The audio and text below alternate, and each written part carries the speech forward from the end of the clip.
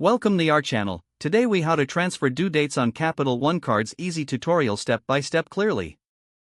To transfer due dates on your Capital One cards, start by logging into your Capital One account. Use your web browser or open the Capital One mobile app. Enter your username and password, then click Sign In. Once logged in, navigate to the Account Services section. Look for the option labeled Change Due Date. Click on Change Due Date to proceed. You will see a list of your Capital One accounts. Select the specific card for which you want to adjust the due date. After selecting the card, you'll be prompted to choose a new due date. Select your preferred date from the available options. Review the changes to ensure everything looks correct. Once confirmed, click Submit to finalize the change.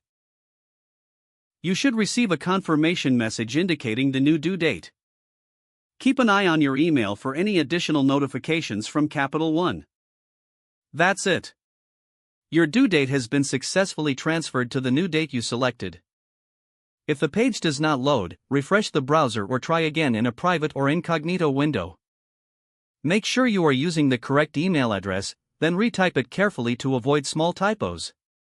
If your password is not accepted, use the reset option and create a new strong password you can remember. Check your spam folder for verification or security emails, then complete any requested confirmation steps. Enable two-factor authentication if available to improve account security and reduce unauthorized access risk. After signing in, review your profile details so your contact information and settings are accurate and current.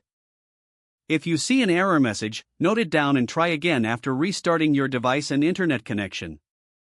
Log out when you finish, especially on shared devices, to keep your account and payment information secure. If the page does not load, refresh the browser or try again in a private or incognito window. Make sure you are using the correct email address, then retype it carefully to avoid small typos.